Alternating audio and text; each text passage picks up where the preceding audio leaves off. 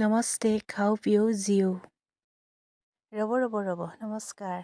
মানে মোৰ মৰমৰ বন্ধু বান্ধৱীসকল, আজি এটা নতুন ভিডিঅ' সৈতে আকৌ আপোনালোকক পুনৰবাৰ স্বাগতমেৰে এয়া দেখিছে মোৰ ভিডিঅ'টো আৰম্ভ কৰিছোঁ। একদম মানে ধুনীয়াকৈ পুৰা মস্ত জুইত এখন পুৰি পুৰা ফুলি থকা পুৰি বনাই আছোঁ। এফালে আমাৰ ৰুটি বেলি আছে, এফালে সানি আছে।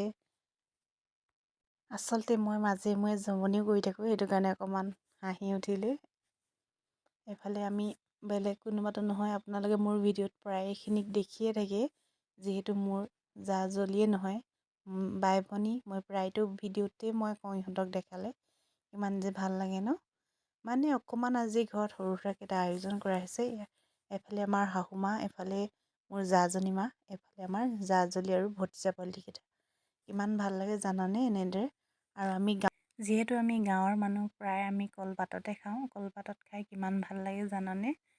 আমি যোনে খাই সিহে জানে, কলপাতত খোৱা মজাই বেলেগ। আৰু এফালে পুৰি আছোঁ, বেলি আছে, এফালে খাই আছে। আৰু বেছি নহয়, 3 কেজিমান আটা আনি পেলাই আমাৰ সৰু ভতিজাজনীৰ মানে জন্মদিন আছিলে। গতিকে যিহেতু ইমান ডাঙৰকৈতো আমাৰ পতাৰ সাধ্য নাই, গতিকে আমি গোটেইকেইজনী বৰমাকে মিলি পেলাই এনেদৰে ঘৰতে বনালোঁ এটা চুজিৰ কেক। আৰু